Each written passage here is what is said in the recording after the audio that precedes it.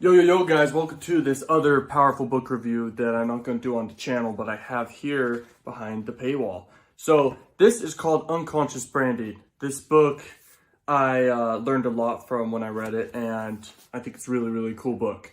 It has a lot to do with it says right here, neuroscience and empowerment, and marketing. Like, it has to do with marketing big time, and I think marketing is that one thing, the number one skill that can make you the rainmaker, the person who just walks home with the money, man, and with big bags, and laughs to the bank type thing. Like, being a good marketer is everything. So in this book, it covers just super cool information about marketing. I love this. So if you look at the contents, I don't know if you have the book, maybe you opened it up just for this video too.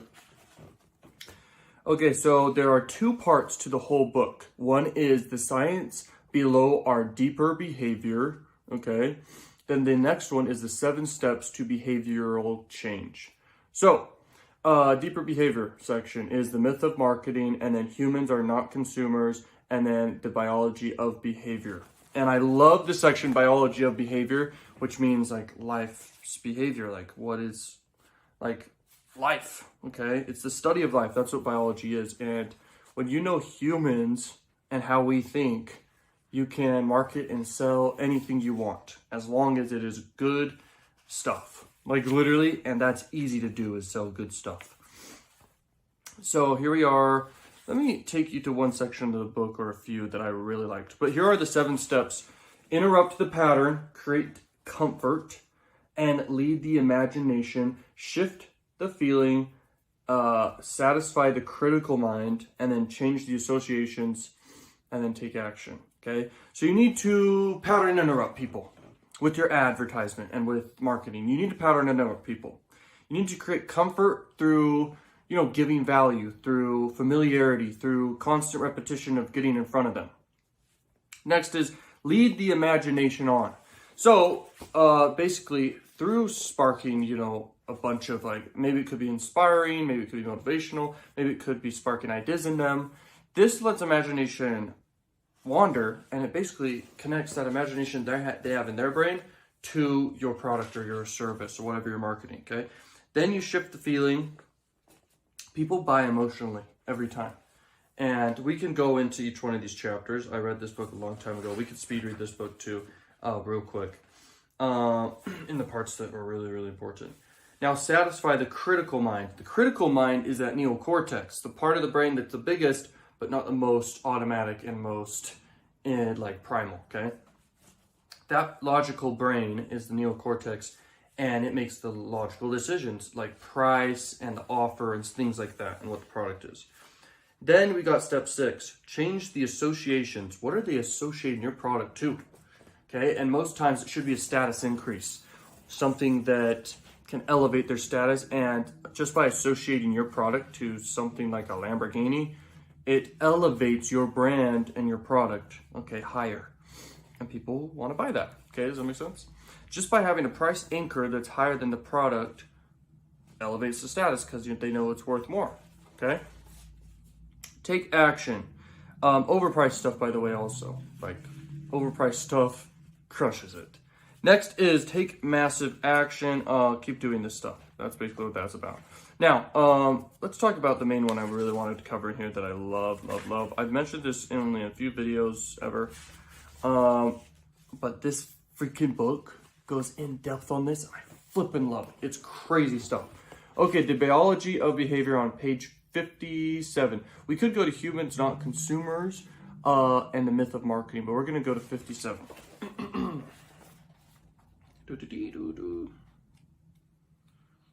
Okay, the biology of behavior. We share the same biology regardless of ideology. Oh, I closed the book, damn it. Okay, 57, there it is. Recently I stopped at my local blah, blah, blah, story. Let's see where it is. In this book, The Expression of Emotions, Charles Darwin. Let me read you a cool section of this. To form the brain in order to understand the human brain.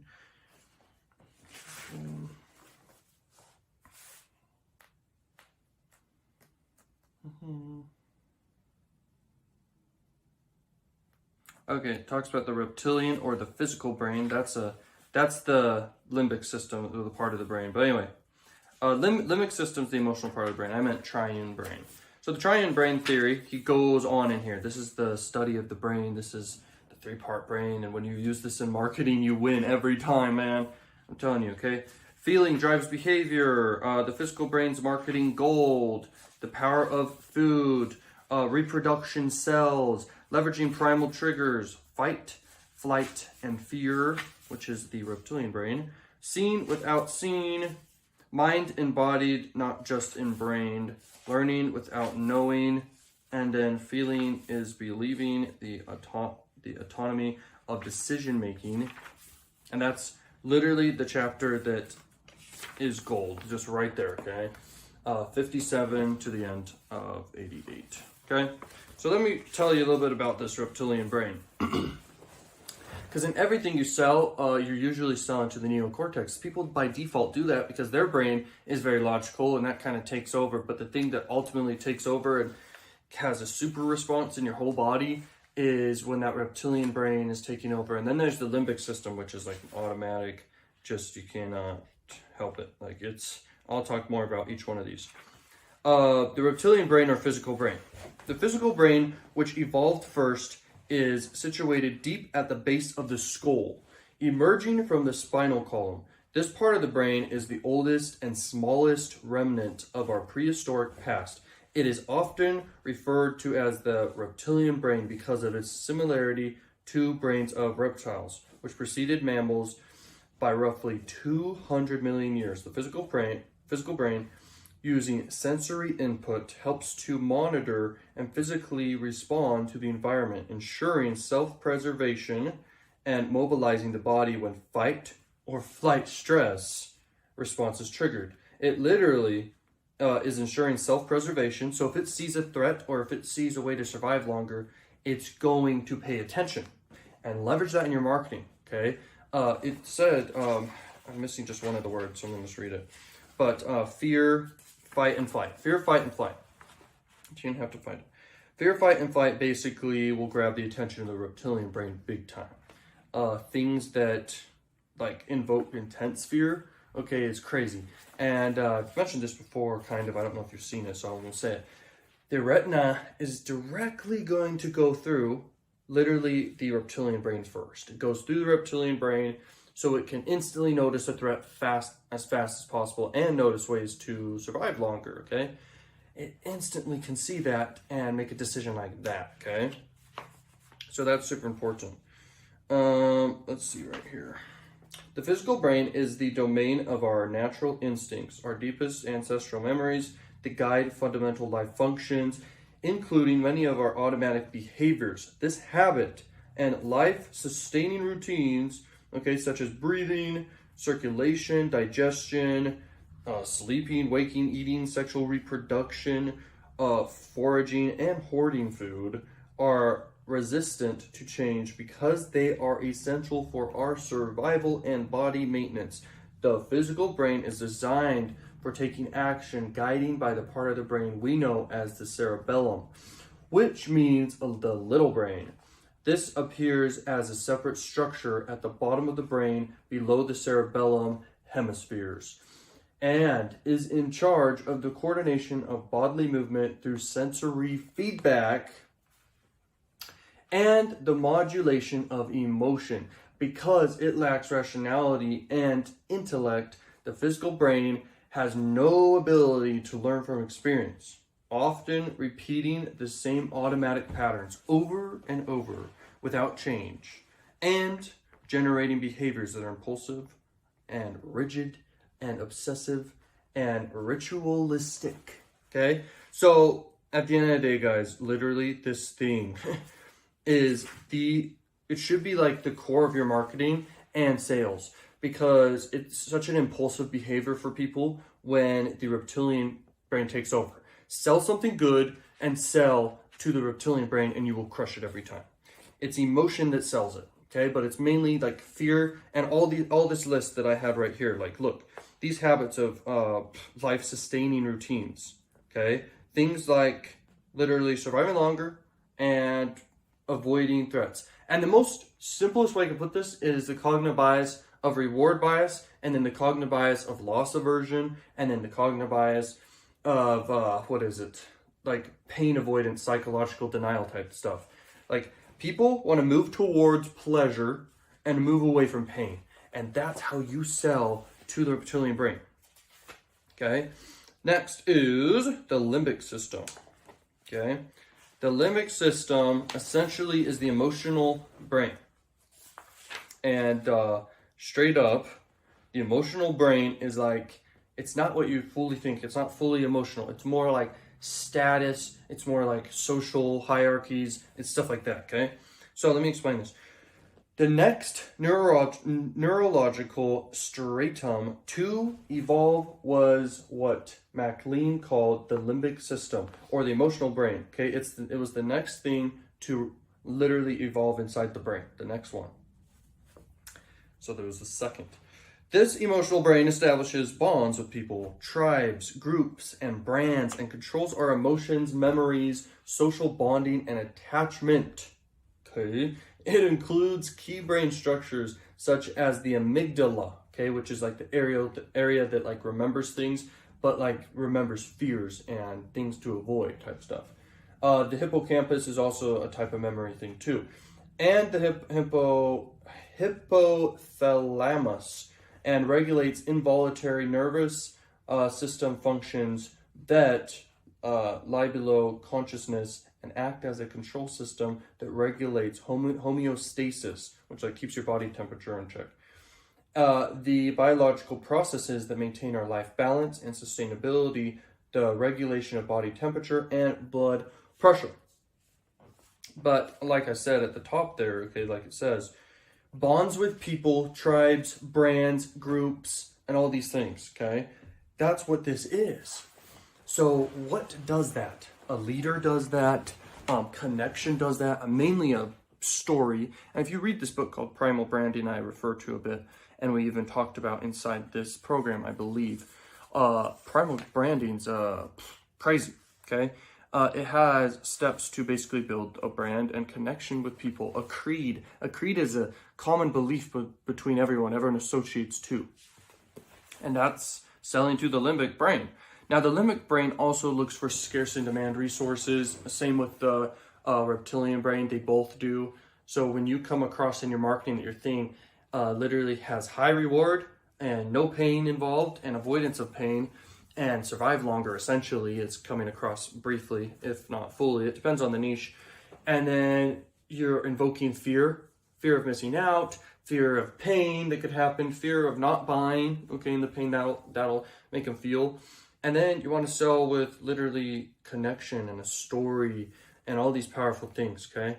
Like, you need in your marketing to do this, otherwise it'll struggle, okay? Big time.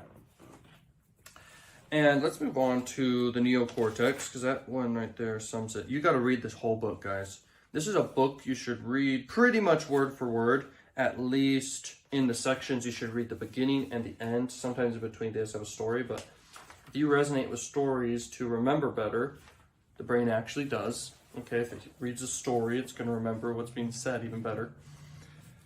The neocortex, the rational brain, is basically that logical brain, but the most recent and outermost brain layer to develop the neocortex, or the rational brain. The neocortex is both the crown and crowning accomplishment of our brain's evolution, as well as the seat of our free will and conscious awareness. It is home to our higher cognitive functions, such as language, speech, writing, problem solving, and analytical and mathematical thinking. The neocortex, also called the cerebral cortex, or cortex for short, consists of the commonly recognized wrinkly outer folds that are divided into the famous left and right hemispheres. The right brain is more spatial and artistic and abstract, and the left brain is more linear, rational, and verbal. Some people and most people, that sounds funny, but it's true, like, some people literally can use both sides very well, But then most people either are very much so on the left side or the right side, okay, like big time. And it just comes, like you can use both sides very effectively and each one comes out. But when strengthening them and using it for high levels of imagination and powerful stuff like that, you can literally have a very, very powerful brain. That's the only way I can put it. Like, the neocortex has abilities that no other animal has, and that's what makes us so different, okay? But when we are selling, people justify the purchase with the neocortex. People do make decisions naturally with neocortexes, especially practical people that have personality type practical mainly. Most people are emotional personality first, and everyone has each part of personality in their brain anyway. Okay, practical, actionable, emotional, and social, and stuff like that. You need to sell with first, okay, the freaking reptilian brain. And then people need to also see and connect and emotionally get sold with the limbic system, limbic brain, okay, which is the mammalian brain as well. It can be called many words. But the neocortex justifies that purchase during and after, but mainly around it gets activated, and you want it to be activated when on price, but mainly just on the offer itself, like what they get. It's like the features and stuff, it doesn't matter. If someone's emotionally sold, logic doesn't matter and emotion will take over. It will basically drown out the logical brain. Okay, it's crazy. Now, where were we here? Consists of commonly recognizing the right brain, the left brain. While the emotional brain assigns value, the neocortex makes rational meaning of the feelings and emotions generated by the deeper unconscious brain structures, attempting to explain the reasons and implications of why we feel a certain way. Okay, it's crazy. And that's like what I want you guys to get out of this book. We should bring up the physical brain's marketing gold, which is the reptilian brain. It has a little chapter here we're going to read. And then we are done with this book summary for sure, because this is what this book's about. Like, this is the core stuff I got out of this book that crushes it for me. And I learned about this stuff elsewhere from a powerful mentor. And then I got this book and other books that even talk about this. Like, there's this book called Cashvertising that talks about this. And then there's other psychological books that talk about the brain. And you're going to know so much about the brain where if you literally, it's kind of a weird thing because you have the brain inside of you, but then you know everything about it, but you don't see the brain. You can watch an image of a brain or something. You go in person and see a brain. My point is, when you know the brain and you know how to make it your B word instead of it making you its B word, okay? Don't be the B word of your own brain, okay? You don't want to have that happen to you. The physical brain's marketing gold, baby. Physical brain's marketing gold. You ready? Since the more primitive emotions, feelings, and motivations, especially those of the physical reptilian brain, are primarily to driving action, hitting upon these primal triggers can create strong and consistent behavioral responses. This observation helps explain why some marketing ideas are more prolific and viral than others, okay? By dissecting the drives of the physical brain, marketers can better develop engagement with brand and igniting the obsessive loyalty that every marketer wants. Because the whole goal in marketing is like acquire people, make them hot traffic, and people who identify with your brand and like believe in like the creed, the common belief, and then literally become huge advocates for your brand and your product and products. This is how marketing's done. And you will notice every ad that you see, just look around, they're all logical. Every single one is basically logical. But then there's those companies that stand out and have smart marketers working for them, like Apple and stuff like this. They understand the freaking limbic brain and the freaking reptilian brain. They understand this stuff. Okay, I understand this stuff and I leverage it as much as I can. There's so many angles you can go about leveraging this stuff. It's crazy. By the way, cognitive bias are directly correlated to decision making and the brain and stuff. So combining those as well as understanding this stuff is crazy, crazy, crazy. So in your ads, grab attention to that reptilian brain, guys. That's way effective. And then story sell and have status associations and things in your marketing and your sales pages and your product and all these status things connected to your product and around your product. Have a great story that literally sells to that reptilian brain. And it's like, because the reptilian brain loves a story so much, and this is why. It's because there's a character, everyone resonates with a character, and the character has a desire, okay? But the most important part of all of this is when the conflict happens.